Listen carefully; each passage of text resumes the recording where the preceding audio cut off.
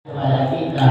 Saking banyaknya nikmat yang diberikan oleh Allah Subhanahu wa taala, itta'uddu nikmatullah. Jikalau engkau menghitung nikmat Allah, seumpama ranting-ranting di muka bumi ini menjadi penanya, dan air lautan sebagai tintanya, dan dedaunan sebagai kertasnya, la tuhsurah, niscaya kau tidak akan sanggup untuk menghitungnya.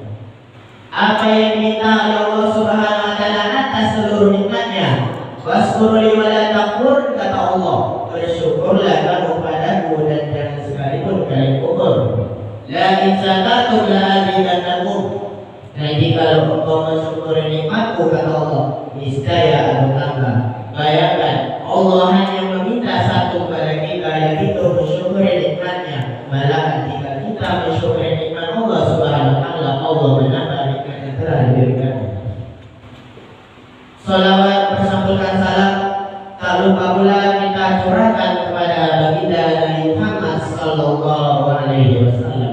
Mengapa kita harus bersalawat kepada Nabi Muhammad sallallahu alaihi wasallam? Karena ini merupakan salah satu perintah dari Allah Subhanahu wa taala yang Allah juga ikut melaksanakannya.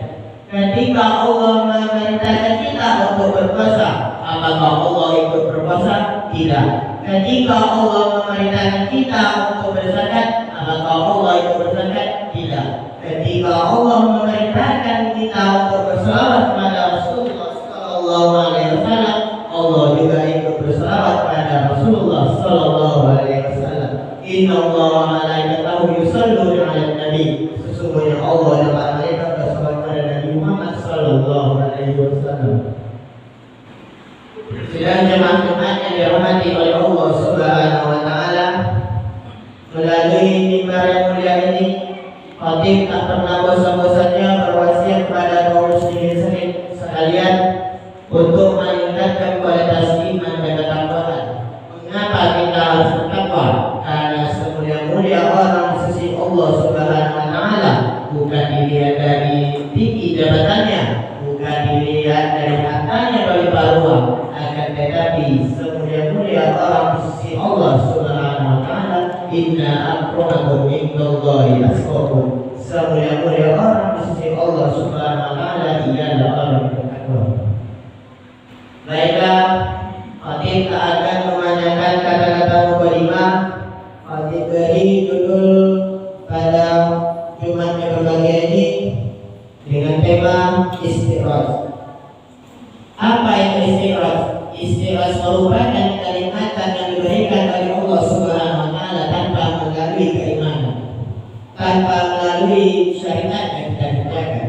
Ketika seorang hamba diberi nikmat oleh Allah Subhanahu wa taala berupa rezeki yang berlimpah, kesenangan hidup, dan tak pernah merasakan yang namanya penyakit, akan tetapi ia masih bergelimang dengan kemaksiatan, maka bisa jadi itu istighfar dari Allah Subhanahu wa taala yang membuat kita dari jauh dari Allah Subhanahu wa taala. Hal ini sudah dikatakan oleh baginda Nabi Muhammad sallallahu alaihi wasallam yang berbunyi, "Idza ra'aita Allah ta'ala yu'til ahla min ad-dunya." Apabila melihat engkau Allah memberikan kenikmatan dunia kepada seorang hamba, ma'ihibbu wa huwa muqim 'ala al-ma'asi, sementara ia masih bergelimang dari kemaksiatan, fa inna dzalika minhu istighfar, maka sesungguhnya itu istighfar dari Allah Subhanahu wa taala. Ketika kita lupa dengan Allah dan kita tidak ingin mengingkarkan segala perintahnya, bisa jadi Allah membukakan itu istighfarnya kepada kita, yaitu pintu kenikmatan yang banyak.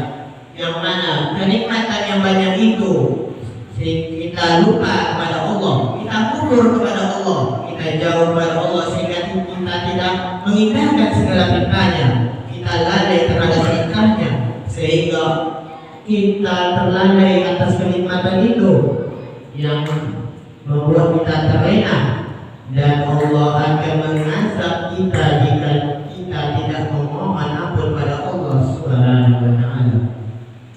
Jadi ketika Allah memberikan nikmat kepada kita dan kita sadar bahwa kita masih bergelimang dengan kemaksiatan, maka segera bertobat kepada Allah Subhanahu wa taala, karena bisa jadi jadi itu istighfar dari Allah Subhanahu wa taala.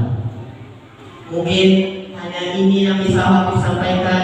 Semoga menjadi iktibar bagi kita semua, terutama